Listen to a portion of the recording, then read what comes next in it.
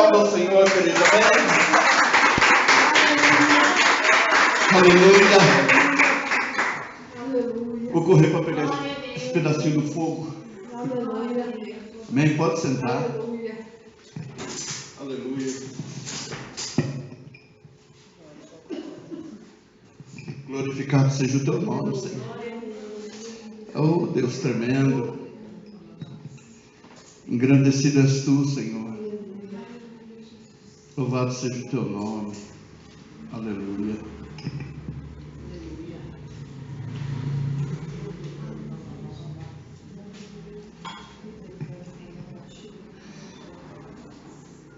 Às vezes, dentro de casa, os meninos até sabem, o pai gostou desse louvor aí, porque ele não toca outro. Ele deixa tocando. Não é o louvor que atinge aqui, é o louvor que toca aqui. E quando ele toca aqui, aí eu gosto de ficar ouvindo ele toda hora, coloco o tempo todo. Eu acho que todo mundo já ouviu, né? Esse outro, Bondade de Deus, ele era em inglês, ele estava em inglês, eu postei vários vídeos em inglês, e aí eu encontrei quem traduziu e pus ele aqui também, porque são louvores que exaltam o nome do Senhor. E Shekinah é fogo, é glória de Deus. Se nós estamos numa campanha para ser cheio da presença de Deus, é para Ele derramar a sua Shekinah sobre as nossas vidas, a sua glória, porque através disso nós vamos vencer, querido. Amém? Através do Espírito Santo de Deus nós seremos mais do que vencedores. Abra a sua Bíblia no livro de Juízes, capítulo 6. Aleluia. Eu quero dizer para você que muitas coisas marcam as nossas vidas, não é isso? Acontecimentos marcantes na nossa vida, que acontecem assim e a gente olha e fala, meu Deus, isso marcou a minha história, não é? Isso marcou a minha história. Não tem para onde eu vá, não tem onde que eu vou que eu não consigo parar nisso e meditar nisso, lembrar disso. Isso marcou a minha história, isso marcou a minha vida. Juízes 6. Isso marcou a minha vida. Se você observar o nascimento de uma criança para a vida da irmã Gislene, para a vida da pastora Néia, para a vida da irmã Vilma, o nascimento dos filhos é algo marcante.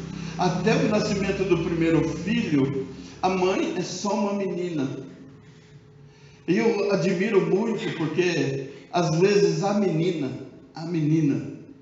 ela com 15, 16, 17, ela já consegue fazer muitas coisas. Eu brinco assim que a mulher com 15 já é mãe e o homem com 30 ainda compra carrinho. Para a gente só ver a diferença das coisas, né? Às vezes a menina com 15 já consegue cuidar de uma família, de uma casa, mas o homem com 30 ele não consegue por causa do mimo que recebeu dos pais, alguma coisa parecida com isso. Então a gente vai vivendo. Então o nascimento dos nossos filhos marcaram a nossa vida, marcou a vida de um pai. A gente deixou de ser somente um jovem e passou a ser pai. Então você levava a vida de qualquer maneira, hoje você já tem que parar para pensar.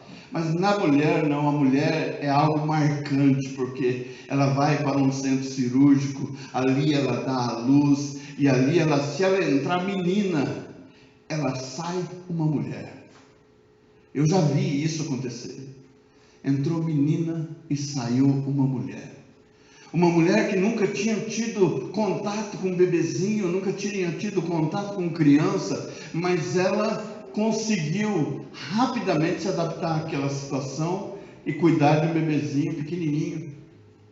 Então, algo que marcou a nossa vida, amém? O primeiro emprego, se você buscar a sua carteira profissional, você vai encontrar ali o seu primeiro trabalho, né? Foi algo que marcou a sua vida. Com 15 anos eu comecei a trabalhar, está ali em 1979, nenhum aqui, acho que a Gislene não existia. 79, você nasceu quando? Eu, 85. Nem existia também. Você tinha 9 anos, eu tinha 15 em 79. Mas marcou a minha história. A partir dali começou a minha vida profissional. Então nós temos situações das nossas vidas que marcam. Eu vou contar uma situação aqui para vocês. Quando a gente está falando de igreja, a gente está falando de ministério. Então, na primeira pregação minha, a primeira vez que eu tive a oportunidade, que o pastor me mandou pregar num lugar, e ele me mandou sozinho naquele lugar. Inclusive era na rua que vocês moravam. Naquela rua, tem um barzinho subindo, era naquele salãozinho ali. E eu saía de onde eu morava, nem lembro onde que eu morava, acho que a gente morava lá na casa onde a Patrícia mora. E saí de lá para ir nesse salão, porque o pastor falou, vai até lá. E ali também moravam os donos do salão. Só que naquele dia o dono foi lá, somente subiu a porta. E eu cheguei, sentei no banquinho, era aqueles banquinhos de madeira. Talvez a gente tenha saudade daquele tempo, porque aquele tempo era o tempo que as pessoas teoricamente buscavam mais. Elas não se importavam com o luxo da igreja, elas se importavam de estar na presença de Deus. Isso para elas era importante, estar diante de Deus. Então, na primeira vez que eu fui, chegando lá, eu só levantou a porta, eu fiquei lá e eu observei que cheguei 8 horas, e chegou 9 horas, não apareceu ninguém. E eu ainda brinco até hoje, que eu pregava lá no púlpito e depois eu corria para ouvir, porque só estava eu lá dentro. Então a primeira experiência que eu tive para pregar, assim, num salão, foi essa, e não tinha ninguém. Então quando as pessoas falam assim, a sua igreja é pequena e está vazia, eu nasci nisso, nasci para viver dessa forma. Não que eu me conforme, mas eu acredito que Deus ele queria ministrar o meu coração. A primeira oportunidade que eu tive para dar um testemunho, para pregar, foi numa casa. E dentro dessa casa, a irmã Isabel era muito usada por Deus, ela me deu a oportunidade. Eu lembro que a Lídia era pequenininha, era bebezinha. Então veja quanto tempo faz isso. Então quando ela me deu a oportunidade, eu levantei, olhei para todo mundo, comecei a chorar e sentei. E disse assim, a minha maior pregação foi 15 segundos.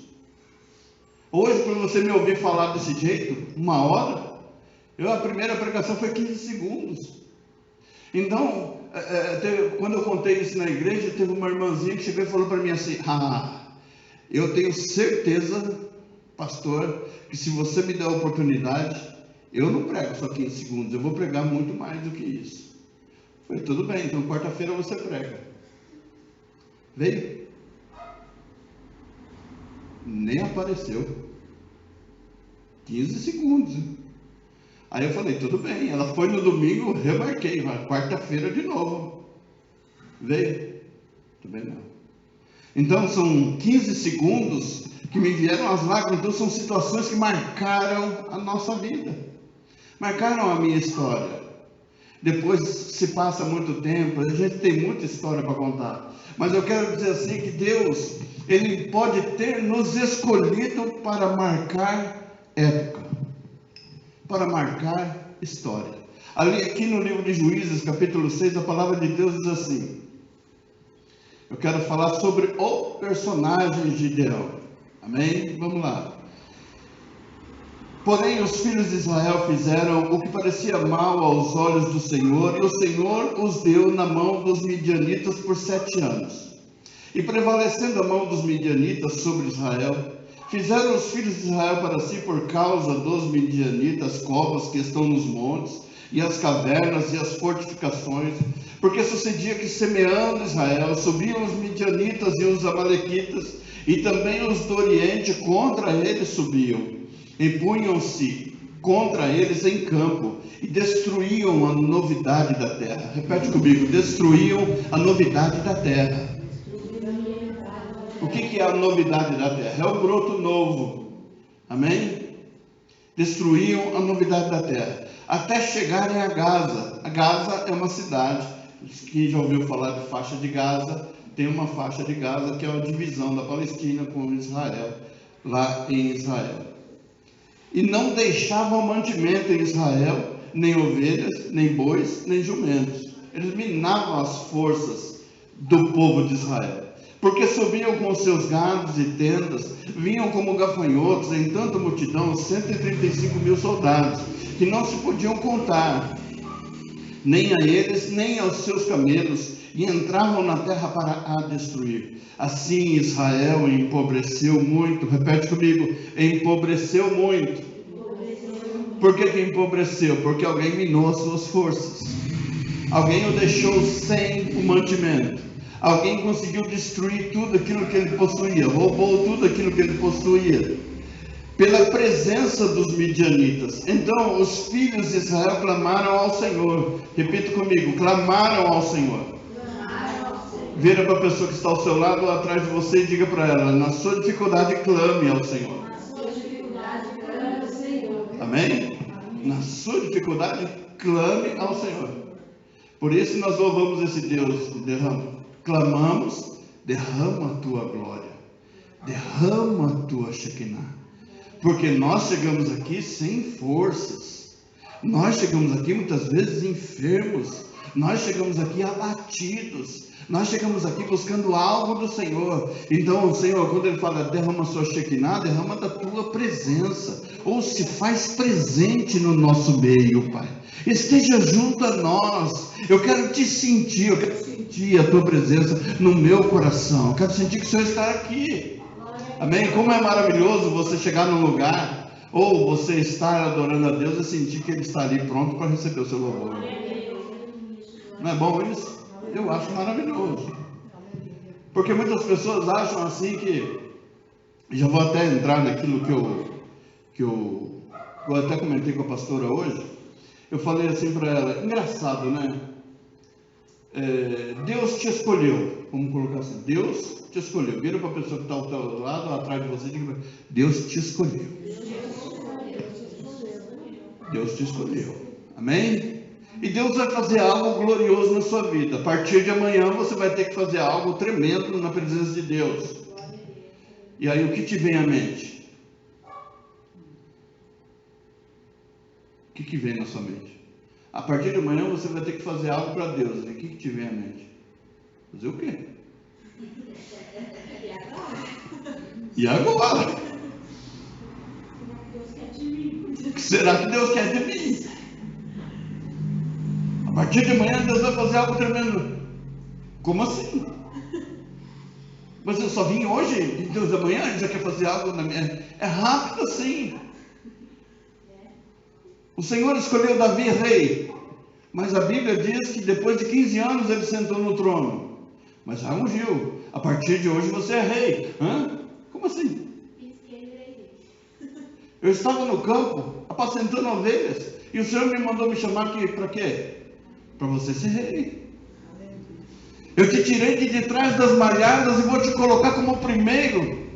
Eu te tirei de baixo, estou te colocando por cima. Eu estou tirando você da cauda, estou te colocando por cabeça. É da noite para o dia, de hoje para amanhã, é de um minuto para o outro, de uma hora para outra. Não, Senhor, mas como assim? Gideão, ele foi chamado, e nesse chamamento dele, ele teve dúvidas. A pergunta é: Deus não teve dúvida quanto a chamar Gideão. Deus não teve dúvida. Por que Deus não teve dúvida?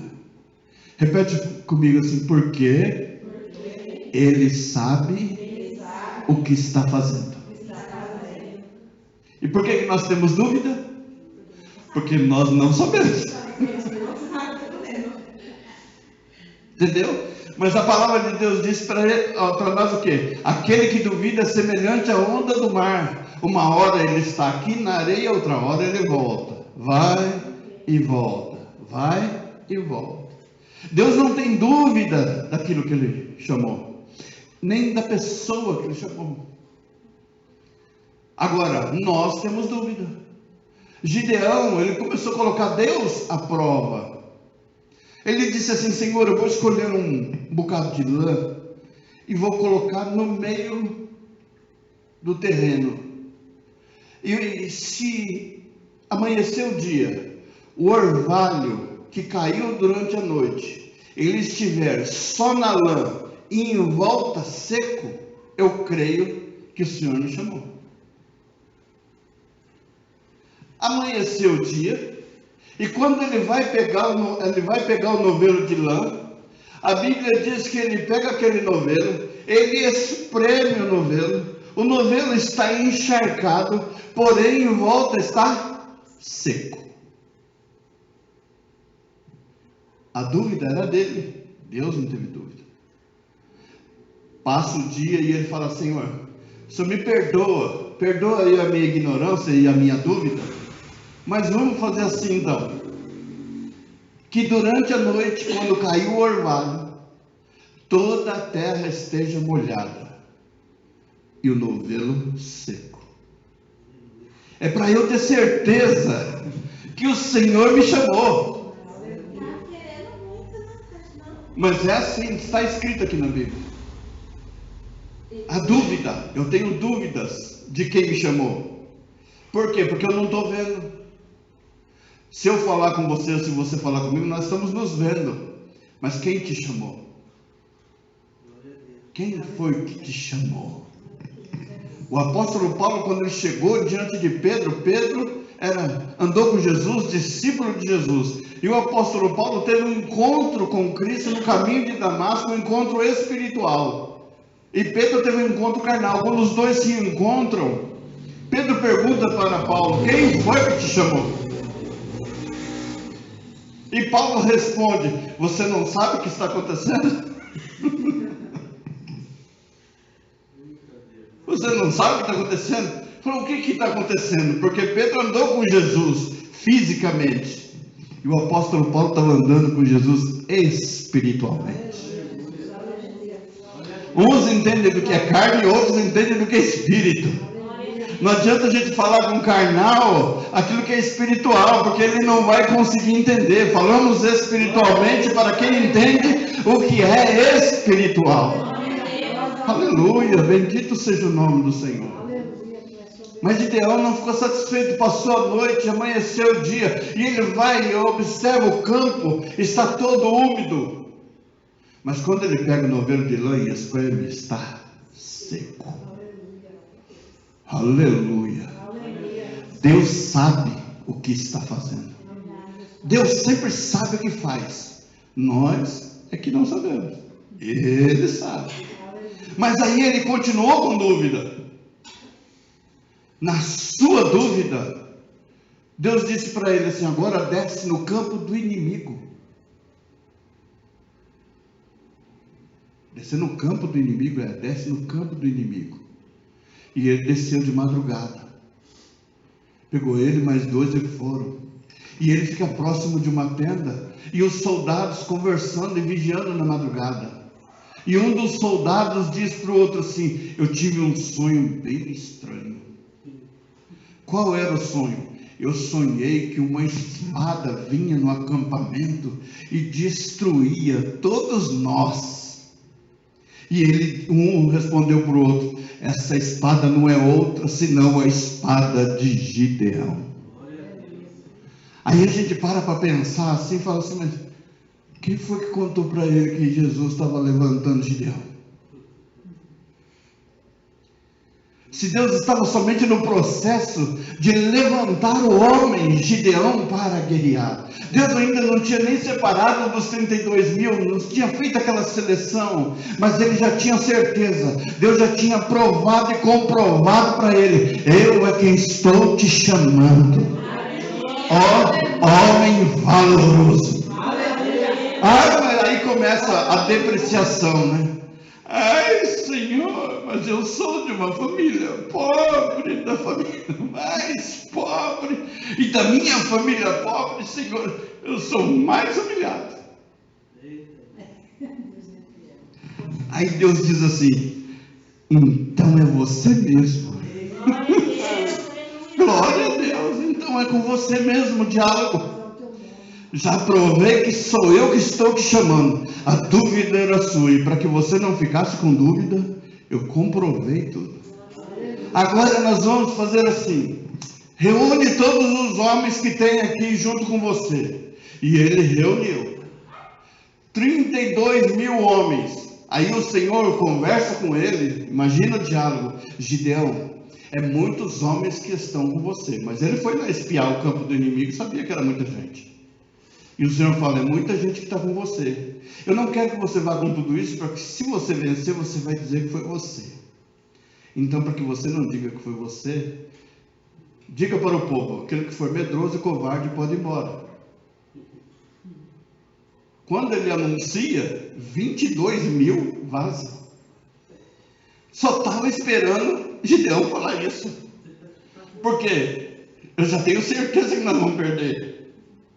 Nós falamos a semana passada sobre quem você leva para a guerra, e Deus fez essa separação. Depois o Senhor vira para Gideão e diz para ele, ainda tem muita gente, mas são 10 mil, Senhor. Quantas? 135 mil? Ainda tem muita gente com você. Manda eles descer no rio. E quando eles chegam lá, aquele que fizer assim, você separa de um lado, aquele que fizer do outro jeito, você separa do outro.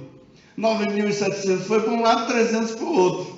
Aí eu acho que Gideão já cresceu os olhos em quem? Nos 9.700. Pelo menos dá para morrer com honra. E Deus olha para ele e fala, não, é com os 300. É com os 300 porque não é você que vai lutar. Essa luta é minha, diz o Senhor. Eu estava meditando no sábado, em 2 Crônicas, capítulo 17. E para entender 2 Crônicas 20, eu fui ver o exército de Josafá. Ele tinha 1.180.000 soldados. 1 milhão. Para em 2 Crônicas 20, ele temeu o inimigo. Eu quis entender isso aí. O que ele fez foi fazer uma visitinha, em 2 Crônicas 17, ao rei Acabe.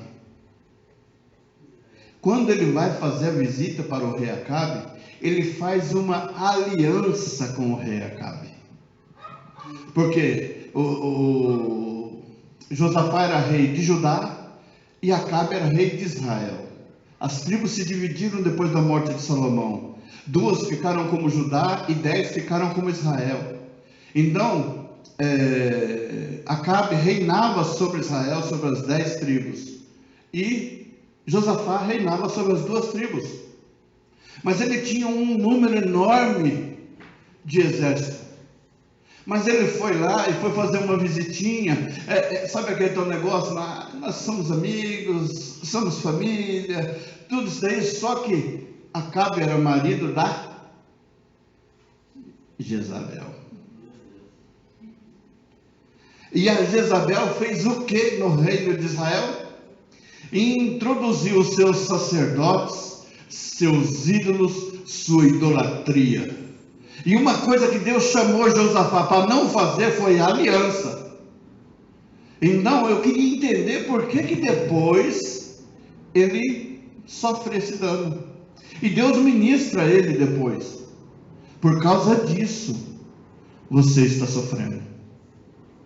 Então nós precisamos entender que quando Deus tem um chamado na nossa vida, foi Ele quem te escolheu.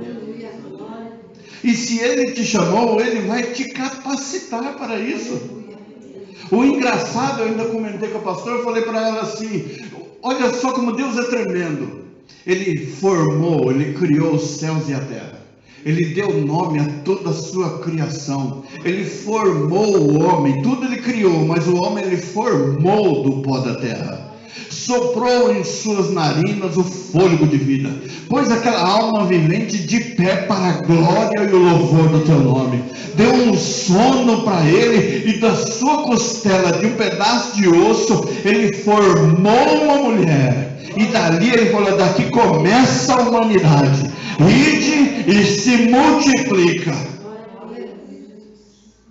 Um Deus tão tremendo quanto esse, Criador de tudo, e um ser tão desprezível como nós, ousamos duvidar dele. Vamos balançar um pouquinho a cabeça assim, para ver se a gente entra um pouquinho de juízo.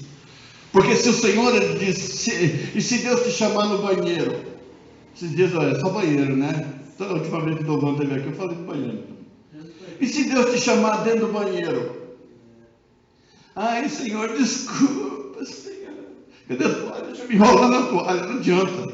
De lá do céu ele olha você, ó. Ele começa olhando aqui, ó. E já visita você de cima embaixo. Ele sabe quem nós somos. Ele sabe da nossa capacidade. Ele tira tudo que está à nossa volta. Ele corta todos os raminhos onde você fica pendurado, que é para você aprender a depender dele, para você buscar nele, pedir a palavra para ele, pedir a direção dele, em todo o tempo fazer por ele, para que o nome dele sobre a sua vida seja glorificado. Essa é a intenção do Senhor sobre nós. Olhando para essa criança, eu me recordo de um pai de santo, de uma criança que começou a evangelizar um pai de santo, e ele disse: hoje eu te levo na igreja, num dia só. Aquele menino com aquele pai de santo, ele segurava na mão daquele homem e dizia assim: eu vou te levar para a igreja. Principados e potestades lutaram contra isso. Eles pegaram um táxi, diz a história, o testemunho dele, que o carro capotou, e eles saíram do carro e continuaram andando, até que se debruçaram e chegaram numa igreja. Quando eles chegaram dentro daquela igreja, os demônios amarraram aquele homem sentado na cadeira, e aquela criança, com a sua cabeça sangrando, com tanta dificuldade, ela levou aquele homem até Jesus Cristo. E quando chegou lá, o demônio não queria deixar ele sair, ele não queria deixar sair, mas o anjo do Senhor chegou ali, aquelas prisões foram quebradas, aquele homem se levantou, ele foi até diante do pastor, ele aceitou o Senhor e Salvador Jesus Cristo, e o nome do Deus Todo-Poderoso foi glorificado. Aleluia! Não é pelo tamanho, não é pela força, é pelo poder do Deus Altíssimo. Aleluia! É por causa dele, é por ele, é por meio dele que nós vivemos e fazemos todas as coisas. Não é tamanho, não é quantidade, é a glória dele, é a sua Shekinah, é a sua maravilha derramada sobre as nossas vidas. O Senhor dizendo para Gideão: eu sou contigo, varão valoroso, eu sou contigo. É o Deus Todo-Poderoso que é contigo no seu trabalho, é contigo na sua família, ele é contigo na sua escola, ele é contigo em todo o tempo, porque ele é Deus. Aleluia! E ele pode estar em todos os lugares. Aleluia! E ele pode estar em todos os lugares. Eu não posso, o diabo não pode, mas Deus pode estar em todos os lugares. E quando ele nos escolhe, ele nos capacita, ele nos ensina, ele tem paciência para nos ensinar. Mas uma das coisas que nós temos que aprender é depender de Deus, deixar ele fazer. E nós, como é que nós somos? A gente se converte a Deus, mas tem áreas das nossas vidas que nós deixamos, eu chamo de caixa preta. É do avião, mas o nosso coração é uma caixinha preta. Nós temos muita coisa armazenada dentro dela. Tem muitos segredos. Então a gente deixa Deus mexer nas nossas vestes, a gente deixa Deus mexer no nosso sapato, a gente deixa Deus mexer no nosso cabelo, a gente vai deixando Deus mexer em várias áreas, mas tem algumas áreas da nossa vida que eu quero dizer para você que Deus quer mexer, porque você, toda vez que Ele toca nisso, você diz: aqui dói, Jesus. Aqui não, Jesus, aqui dói. Não mexe aqui que vai doer. Aleluia. Não mexe aqui não, Jesus, que aqui vai doer. Mas Jesus, Ele pode mexer, sabe por quê? Porque Ele tem a cura.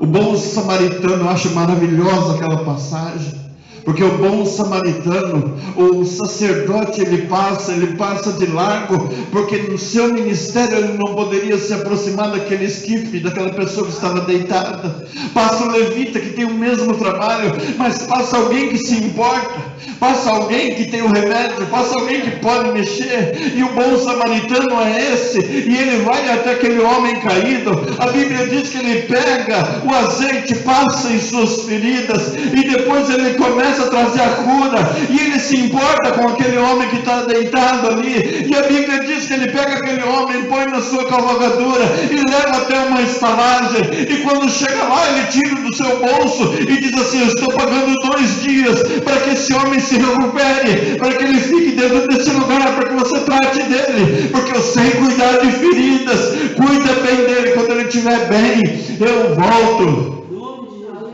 E ele ainda diz mais: se você gastar alguma coisa além daquilo que eu estou te dando, quando eu retornar eu te pago. E Jesus, ele sabe cuidar das nossas feridas. Vira para a pessoa que está atrás de você, ou na sua frente, diga para ela assim: às vezes você vai precisar de um colo, querido.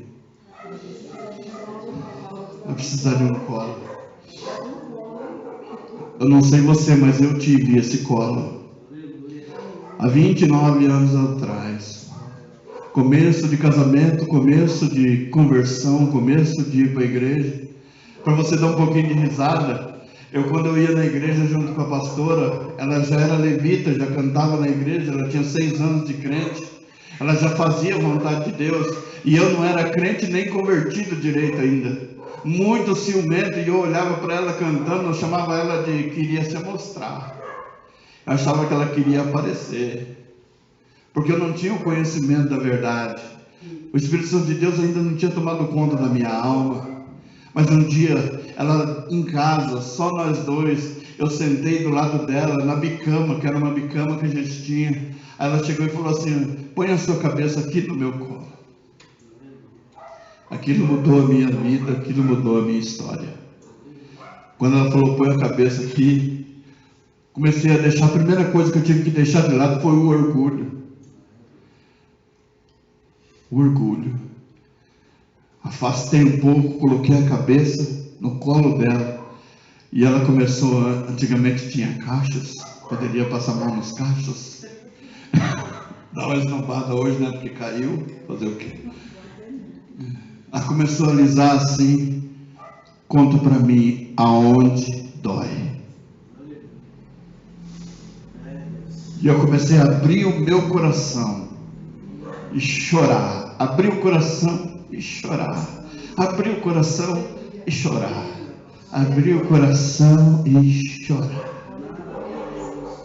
Depois disso, Deus começou só a trazer o bálsamo, porque quando ele tira a casca da ferida, depois ele precisa trazer o bálsamo de Gileade. Eu vou trazer a cura sobre a sua alma. Eu vou fazer aquilo que o homem não tem capacidade para fazer. O homem só sabe fazer ferida, querido.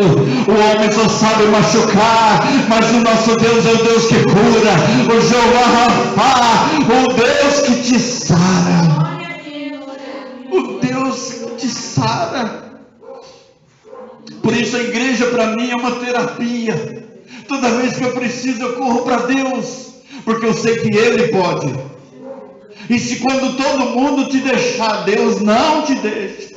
Ele diz: mesmo que sua mãe que te amamentou, se essa porventura te abandonar, eu todavia jamais te desampararei. Eu nunca vou te deixar. Eu vou estar com você o tempo todo. Por isso, querido, você pode chegar, se você não tiver um colo, entra no seu quarto, fecha a porta, dobra o seu joelho e chora diante do Pai, porque Ele tem poder para trazer a cura sobre a sua vida, e o nome dEle sobre você ser glorificado. Ele tem poder para isso. Ele tem poder. Nós falamos sobre nós, seres mortais que somos, começamos a duvidar de Deus. A gente fala assim: será que nós somos únicos? Não. Isaías Quando Deus o chamou, ele disse: Senhor, não me chama não, porque eu sou homem de lábios impuros e habito no meio de homens que têm impuros lábios, não sou digno de fazer a tua vontade.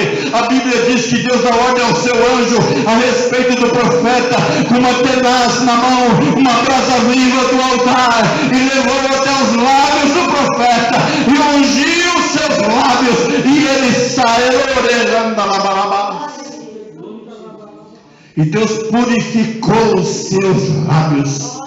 Eu posso afirmar para você, o mesmo Deus do profeta Isaías é o mesmo Deus que está aqui nessa noite, e Ele pode estar dando ordem aos seus anjos a seu respeito, para trazer essa brasa viva e ministrar seus lábios, ministrar o seu coração. O bom samaritano está passando por aqui, ele está passando com bálsamo, para trazer bálsamo sobre a sua alma, e trazer a sua cura, aquilo que você necessita. Aleluia. Jeremias disse: Senhor, não me chama agora não, porque eu ainda sou um menino. Deus disse para ele: não diga sou um menino, porque aonde eu te mandar você vai, e o que eu colocar nos seus lábios para falar você vai falar. Não diga sou um menino, porque eu, Senhor teu Deus, estou contigo para te ajudar. Aleluia. Bendito seja o nome do Senhor. Bendito seja o nome do Senhor.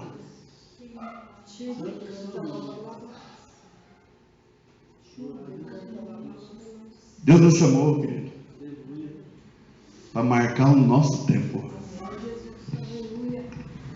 Eu marquei aqui, eu achei interessante, que até o nascimento de Jesus, entende isso, para a glória de Deus na sua vida. Os anos eram contados de forma decrescente. Ou seja, quando Jesus nasceu, estava contando 10, 9, 8, 7, 6, 5, 4, 3. Jesus nasceu 1, 2, 3, 4, 5, 7, 8. Ou seja, do maior para o menor, o Senhor se fez servo. Ele se fez menor, e depois do menor para o maior, ele se fez pequeno para que nós fôssemos grandes. Ele se tornou enfermo para que nós estivéssemos curados. Ele ficou preso para que nós fôssemos livres, e pelas suas pisaduras nós fomos sarados. Aleluia. Deus nos escolheu para marcar uma época. Eu li o significado de marcar o tempo. Pessoas especiais que foram levantadas para a gente lembrar. Se eu falasse de Martin Luther King, alguém aqui já ouviu falar? Quem era ele? Já ouviu falar? Martin Luther King era um pastor nos Estados Unidos, negro, perseguido pelos brancos, e ele se levantou com uma voz forte, avassaladora naquele país, e as pessoas o invejaram. Foi morto com um tiro. Calaram naquele momento a sua voz, mas a história dele está marcada para sempre. Abraham Lincoln, primeiro presidente dos Estados Unidos, criador da Constituição, onde disse assim: todos nós somos os mesmos, somos um. Aqui no Brasil somos um no amor de Jesus. Foi morto com um tiro. Nunca mais aquela nação se esqueceu daquele presidente. Billy Graham, quem já ouviu falar de Billy Graham?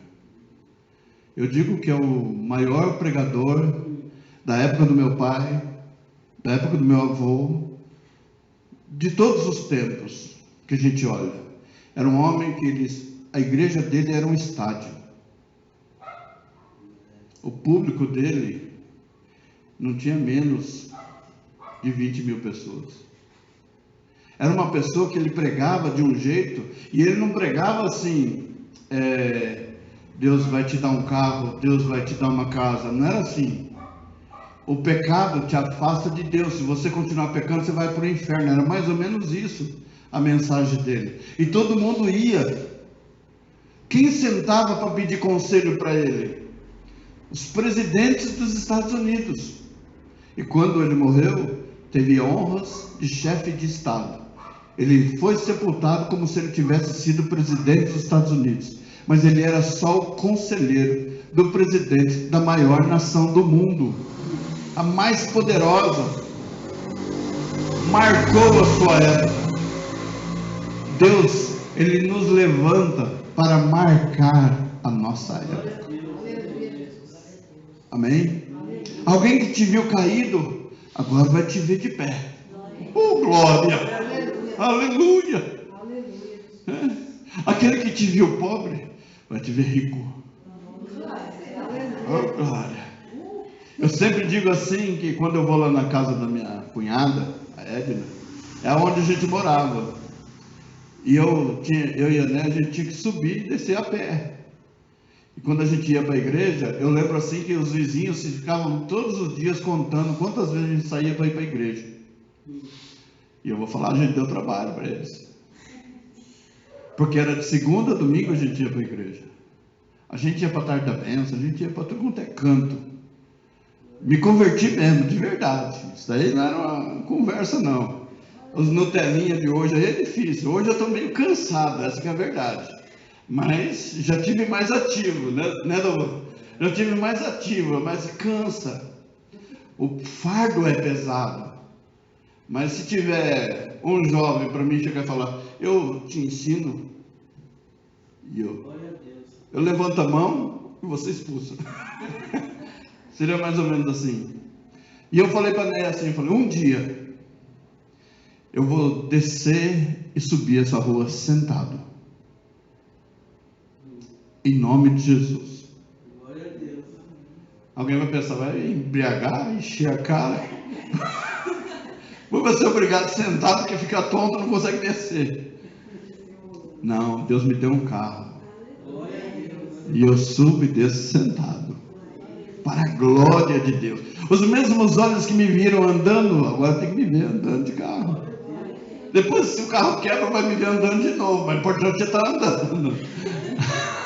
Amém? Por enquanto eu estou bem, estamos sentados. Então os olhos que viram o nosso sofrimento terão que ver, nós sermos abençoados por Deus. Mas não tenha medo quando Deus começar a cortar os raminhos pelos quais você se pendura. Amém? Essa foi a pior palavra que eu ouvi um pastor dizer para mim. Hã?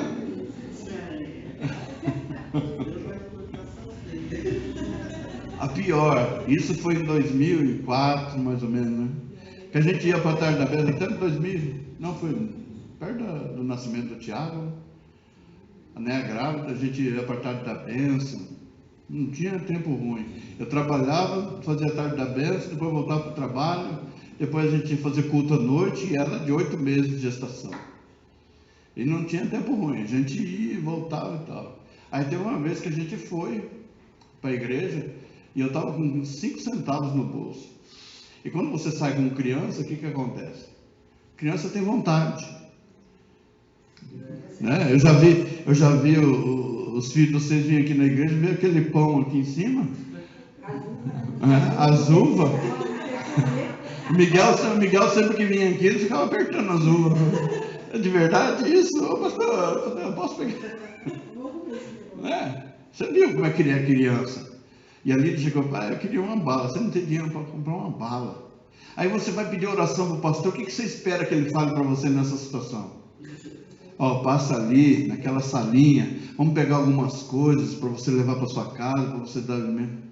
Ele virou ousadamente usado por Deus e disse assim, Deus está cortando todos os raminhos aos quais você se pendura, porque Ele quer te ensinar a viver na presença dEle.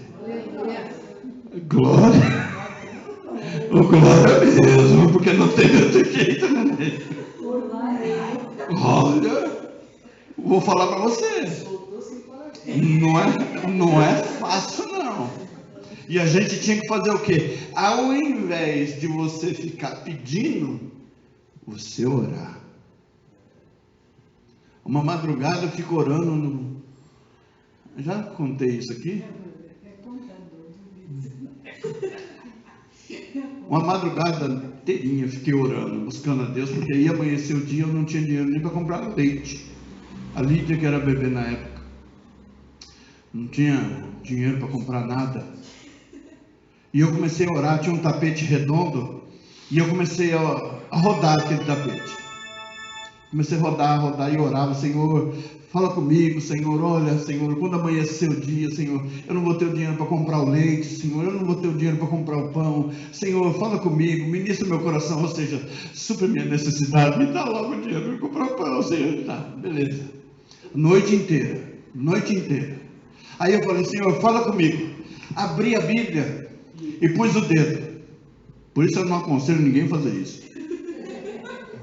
Abri a Bíblia e pus o dedo. Deus falou para mim assim: não me irrita como fez o povo de Israel no deserto. Falei: como assim? Como assim, Senhor? Se eu falo desse jeito tão choroso para ti, e o Senhor me dá uma resposta dessa? O Senhor não poderia falar de outro jeito? Não me irrita como fez o povo. Aí fechei a Bíblia e continuei orando: Senhor, mas tenha mesmo assim, Senhor, tem misericórdia da minha vida, Senhor, você sabe como é que vai ser, Senhor, isso e aquilo. Amanheceu o dia, eu vi o dia raiar, o sol raiar. Aí tinha um som na sala, eu peguei e liguei o som, era 6:30 da manhã, bem baixinho, a Néia fazendo o quê? Dormindo, sono da beleza.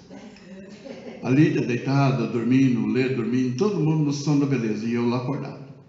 Aí eu peguei, liguei o rádio, e eu estava terminando um hino bem antigo que dizia assim: Deus cuidará de ti em cada vida. E Deus cuidará de ti, Deus cuidará de ti, Deus cuidará de ti, e acabou. Aí eu desliguei, né? Deus cuidará de ti, Deus cuidará de ti, e nada. Aí eu sento de novo no sofá assim, e olho, passa um vulto na porta, 7h da manhã. Eu falei: quem será essas horas da manhã? Ah, mas antes, não posso esquecer disso, Deus falou para mim assim: vai até a cozinha e coloca 4 xícaras na mesa. Eu fui lá e coloquei 1, 2, 3 e 4 na mesa, pronta para um café da manhã. O que eu estava pedindo? Não é para o café da manhã? E Deus falou: vai lá e prepara. Aí eu fui lá e separei, coloquei as 4 xícaras direitinho, e quando eu estou saindo da cozinha assim, falei: eu vou colocar 4 xícaras. É eu, a Néia e o Lê que toma café. Quem vai tomar na 4ª xícara? Estou ficando louco. A Néia vai levantar e vai falar assim: você enlouqueceu, foi? Aí eu corri lá e peguei a xícara e guardei. Tem o meu lado que eu sento, o lado que a Néia sentava, eu Lê. Falei: essa daqui eu vou pegar, vou guardar. Aí quando eu sento lá de novo, eu passo o vulto. No que passo o vulto, eu falei: 7h da manhã, alguém pode estar chegando, o que será que aconteceu? Quando eu abro a porta, o meu sobrinho: oi tio, tudo bem? Eu falei: tudo bem, e você? Ele falou: eu estou bem também. Tio, você não sabe, eu estou chegando agora lá do interior, você não acredita no que eu vi, no que eu ouvi. Eu falei: o que foi que você viu e ouviu, para você vir me contar às 7h da manhã? Aí ele falou assim: cadê a tia? Eu falei: o que você acha que ela está fazendo 7h da manhã? Dormindo, né? Dormindo. Repete comigo: dormindo. Mas fala igual do interior: dormindo. Isso. Fazendo o quê? Dormindo? Uai. E ele falou para mim: tio, você sabe que lá no interior é aquele descampado, mas aquelas plantações bonitas. E do meio daquela plantação, tio, eu ouvi um louvor. Eu falei: que louvor você ouviu? Há uma voz assim, parecia um coral dizendo: Hosana, Hosana, Hosana ao nosso Rei. E eu fiquei assim olhando. E ele: Hosana, Hosana, Hosana ao nosso Rei. Aí eu fiquei olhando para ele: o que quer dizer Hosana? Ora vem, Senhor Jesus. Eu olhei aqui, maravilhado, as lágrimas começaram a empoçar aqui. Eu não sou de chorar muito, né? Começaram a empoçar. Aí ele perguntou de novo: cadê a tia? Eu falei: está deitada. Aí eu falei: vai lá, quem sabe se consegue acordar ela. Aí ele foi até lá, conversou com ela e voltou para a cozinha. Quando ele voltou para a cozinha, eu olhei para a xícara. Aí a Nélio entrou do quarto: Mires, vem cá. Eu falei: o que foi? Vem aqui. Aí ela pegou e falou: tô, os R$10 para comprar pão e leite. Glória a Deus, nada. Aleluia, Deus é fiel. Aleluia, nada. Virei para Deus e falei: como assim?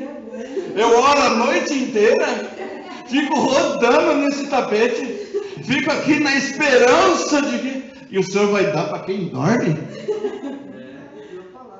Aí o Senhor falou para mim: aos meus eu dou enquanto eles dormem. O que você acha que eu fui fazer? Dormir.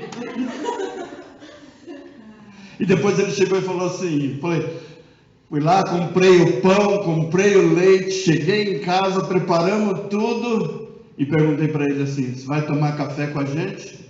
Ele falou: só uma xícara de café.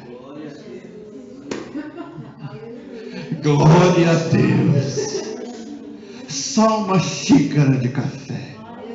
Aí Deus foi cortando tudo para me ensinar a depender dele, para glorificar a ele, para contar esse testemunho para você, que você pode estar com qualquer dificuldade. O nosso Deus é Deus para te abençoar em todo o tempo, para que o nome dele sobre a sua vida seja glorificado. Amém? Vamos colocar em pé, em o nome de Jesus Cristo. Amém? Louva a Deus pela sua vida, por você estar aqui nesta noite. Que o nosso Deus, que é o Deus que sara as feridas, que Ele sare todas as suas feridas, para que o nome dEle sobre a sua vida seja glorificado. Amém? Põe a mão no seu coração, querido. Senhor Deus Todo-Poderoso, eu oro neste momento, Pai. O Senhor nos escolheu.